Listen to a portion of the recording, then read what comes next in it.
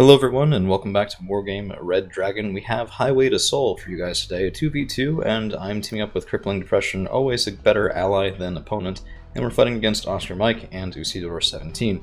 I'm playing as Blue Dragons, and Crippling is taking his usual Scandinavia. Now, we didn't want to do just strictly speaking normal things here, so instead we're going to be rushing up to Foxtrot as quickly as we can, and this is something I did want to talk about as well. There's an early plane from Oscar Mike, and he's going pretty far in. You see this fairly often. But this is a MiG-29 913S, which is a reasonably expensive air superiority fighter, and he just gets chased down by a Block 15 because out there without support, you wait till he starts turning, then the Block 15 can basically get a shot for free. So, I don't know, I thought it was a little bit of a give, not necessarily the way that I would want to start out doing it. If you have something cheaper, like the, I guess the Yugoslavian L-17K type thing, 60, 70 point helicopter hunter, that can be a more economical option to get that early sort of vision without risking too much. So, a nice early cap on Bravo with some Bonbu, and yeah, well, we have Recon Infantry heading all the way to Foxtrot. Mi-8Ts spotted, my ninja's a little bit lagging behind, not the best play on my part there, and we're going to have to be relying on a couple of relatively late Type 91 shots, 1 hit and 2 hits, but the Spetsnaz were already low enough that they weren't all that damaged, down to 13 men, shaken, panicked, and all that, but still not gone. And we do get the kills for the ninjas. Mi-4A spotted and Fennec Toe-2s from Crippling moving up here as my Tukchun-Sa are trying to unload and get some reasonable cover. So this Tukchun-Sa is headed into the building block there. I'm not sure why I didn't go for the closer one, but, well, such is life. Spetsnaz being ground down by UH-60P and the Tukchun-Sa on this side, and we have some good engagements. There's a lot of stuff from Usidori here, including a Tor that takes down one of my ninjas. Not exactly ideal. In the meantime, we have gotten some special forces and some reinforcements on the way from Crippling Depression over to that side. The hope is basically, even if I lose Foxtrot here, which it looks like I will, Tukchun-Sa is not able to deal with Jalos and T-80s, although we got a couple of reasonable kills on them. Once they cap Foxtrot, then we'll be able to just pot shot at their reinforcements for a little bit until they notice, and then even get some good value after that. But one thing I didn't realize at the time is that Crippling had already killed their command vehicle, which was command infantry, I suppose, in a helicopter. So, yeah, not an immediate usage there. But Fennec Toe-2s are getting a couple shots off. Promets are very, very deadly against helicopters, and you can see lighting up that Fennec Toe-2, and unfortunately out of missiles there, so not able to really respond to a vehicle in the open. But Norrlandsjägeri do have reasonable range, and that could be a good tool. In this side of the field, I make a mistake. I've never actually had that first part work before, so I wasn't really sure what to do after. I had Hudal Ren and I had Haebyung 90 on the way, but neither one of those can handle the armor that was holding down that side of the point. I didn't have smoke up here yet because I'm an idiot, so instead I did a little bit of a push up here and then just moved the Hudal Ren around to the left. We're going to get some infantry up into these trees, and I'm going to try to secure this side. A couple of Nanayon Shiki Gs called out just to get me some good fire support and good anti-tank as well, and then Recon setting up in Delta. Now, between Crippling Depression's push on this side, which has been reasonably effective with the M41 DK1's 25-point Recon tanks, a bit higher performance than the 10-point cheapos, but with that success there, and then with our position up in Fox, I felt pretty good. So the Chuma are moving up, trying to support here as well. No sense for them to hold this usual position if we have a position that's farther forward. My UH-60P is going to be shot down before we can really see much. But Rangers do spot something, and that's a quad stack of Morskaya Pechota, very nice 15 strength infantry, and not something I would really want to tangle with in just straight up combat. So if Crippling can hold here, and he is taking some losses there on that side, he's been helping out a lot with air superiority fighters, and then called up some reinforcements on my side as well. So when we were talking, I think I kind of felt like a bad teammate, but if we can hold in Charlie, Delta, and Echo, this game is well in hand. I mean, we're at a +1 right now, 50 points to 1, and then Echo and Delta aren't too terrible to take on. So this is where I start making a couple mistakes, because I inevitably do, but I mark that for bombing. We're going to be calling in a bomber for that, and then the K1 sparring with T-88 does get the kill, but now my opponent knows I have a K1 here. It would have been probably better to use the ATGMs, but they were out of position. Peace Pheasant 1 goes in, and I'm looking for that KA-52, not quite able to bomb him as he does get out of the way before the bombs drop, but short arrow, that's what he's here for, a little bit of a bait and switch, and down he goes, dead KA-52, and a very happy Evan Legatus. So this other attack marker, I mean, it's 2 Jalos, it's a ATGM team and some OAT-62As, Not a ton of points there, but reasonably effective as long as it's not spotted. So I wanted to get recon in, and I don't know. Sometimes, I swear, when I watch the replay, I wasn't thinking clearly during. It's a little weird how that happens, but such is life. And all of this stuff not being able to push was definitely putting a strain on our resources, so I thought, okay, let me see if I can bust through the middle there, and that's going to be a second Peace Pheasant 1 buy for a position. It's not well over enemy territory, but it's not exactly close either. And I don't know, I think there were more tactful ways to have approached this problem. So we'll have to see. But AA opens up from the woods, and that's going to be 1, 2, 3 missiles. I lose the plane, I killed ATGMs, whoop-de-doo, that was basically it. And then I marked the anti-air, but I didn't really have anything to hit it with because I didn't have artillery out yet. So really just a couple things I would change if I could do it again. Chumat tried to get some shots off to the left-hand side there, but I didn't really want them to do that, so I'm forcing them to move up instead of shoot. And now we have Jalos trying to make their way over to relieve this side pressure on Fox. CV-93N unfortunately taken out, and the Stormer unloaded panicked. But between them and Hudao Ren, if these Jalos get closer, we should have some reasonable options. T-72 M1D from Oscar Mike is spotted, and whenever I spot something like that, I like to try and count it out to figure where it might be. But this one honestly took long enough. I was sitting there thinking, okay, it could be here, it could be moving a little over now, it could be moving a little over now, probably not quite that fast. But you guys get the point, and then it just, yeah, so I wasn't quite sure. He could be all the way back here, he could be over here. Reasonably certain he was in this section of forest, but again, nothing really to hit him with, so such is life. Still no reinforcements coming in on this side, but Foxtrot has just been capped, which actually gives our opponents a +1, even though we have this nice board position, and in part that's because I've been wasting a lot of points here, without any real effect. But Delta is going to be capped, Echo is going to be capped, so you already have one of them on the way, and the second one from Crippling Depression, so we should get Echo and Delta, and flip that back to a +1 in our favor. Let alone anything that happens later on in the match, if we can push into Foxtrot, if we can push into Golf, and I am definitely trying to prepare something mobile here, because it's a lot of points, why not, right? So K200's moving forward, just trying to see if anything shoots them. I have the K1 back here, and, well, just in case something does, then I can get a little bit of revenge. But guns from the forest and no vision on them is a bit of a problem. So my recon infantry were nowhere nearby.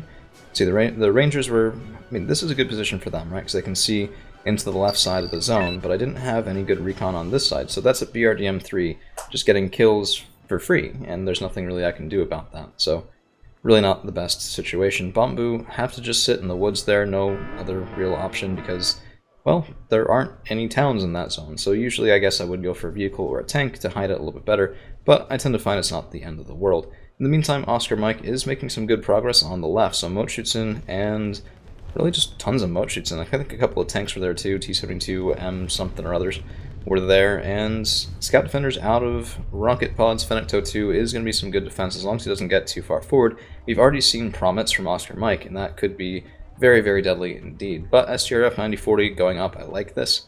That gun could definitely fend off Motostrelki across the open ground. Fighting Falcon also coming in looking for that nice bombing run. So we'll have to see. It's a little bit after we saw the Motostrelki, and let's... Oh, does look like... Oh, not Motostrelki, Motoshoots, and most of them were taken down. So that was a pretty nice bombing run. Only 1 left alive in that group, 8 left alive here, but there were definitely more units than that we saw originally. So, I mean, hey, Fighting Falcons are nasty for a reason. I have, however, in the meantime, pushed up and lost both of my non-Yonshiki Gs. The way this happened, other than colossal stupidity, is I went chasing after that BRDM 3, and I got hit by ATGMs from the town. In the meantime, we actually cap a couple of Koloses. I mean, it looks like my ally got them, probably with his Falskermjäger 90, but that prompts MTLBVs coming in from Usidore, and a quad stack of Morskaya Pechota, which is a reasonably good answer. So these guys can put out tons and tons of firepower, more than an individual Falskermjäger can deal with, and yeah, I mean, it was a quick response. I was hoping to get a little bit more from them before they retook that position. The Kolos gets recapped by Usidore, and we kill it because my Chumats targeted that shit, and I have no remorse. That's just, I mean, it happened, it's fine. But 85 points on the board, 15 for our opponents, and we do get back to +1 ticking. Maybe more if we can do something else in this game. I'm going to speed it up to just a +2 to see what happens next as Chumat now are up here able to screen out those Jalos, and the Hudao Ren, with their longer range on their secondaries, get some fire on the OAT-62As. Unfortunately, not a lot of hits, and the Stormer have to chip in before we can get anything done there. So now I'm pushing, well, prepping a more general push. Peace Pheasant 1 comes in, and this was very nice. So again, let's flip over and see 53 men left from the Morskaya Pechota. I didn't quite hit them square on, but we still killed about half in terms of sheer number and took out one of the groups.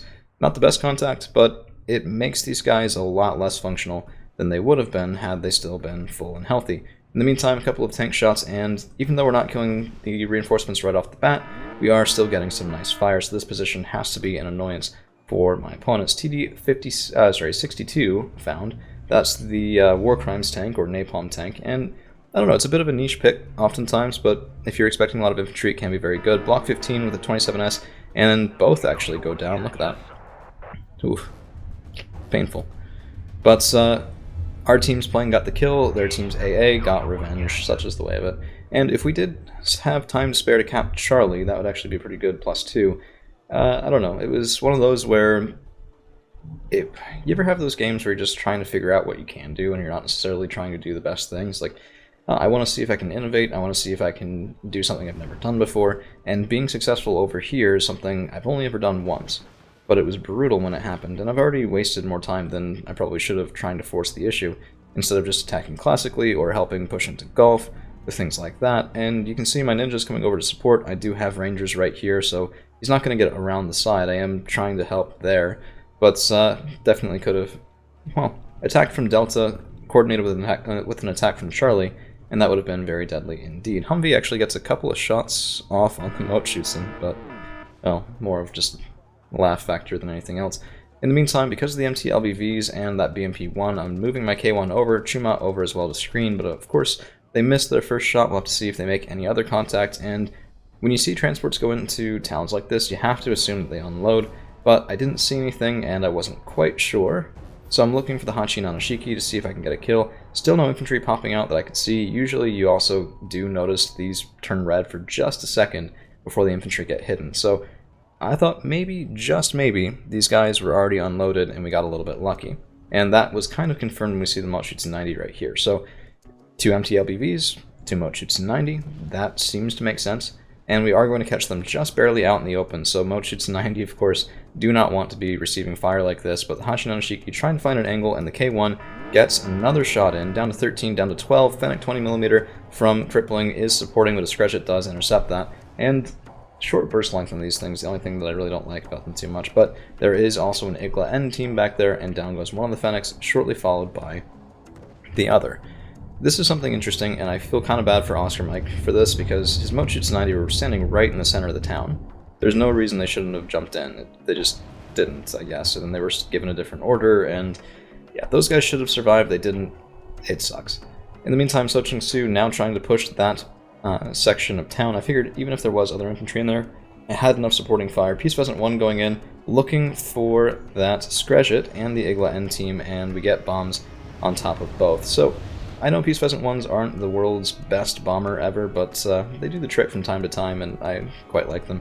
In the meantime, K1 move back does avoid a bombing run from the Red 4 team in retaliation. My Chumat are unfortunately completely out of ammunition here, so this is a problem. I'm calling in some cargos, but it's going to take a little while before we can get them up there. I really should have already had them on the way, and that's going to be a mistake that I end up paying for, as BTR-70 Jalos could have been killed nice and easy by the Chumat and instead engaged by K1s. And yeah, I can kill an individual Jalo, but it took me so long, and I was spotted for so long, I took an ATGM to the side and lost a 90-point tank. Not exactly ideal.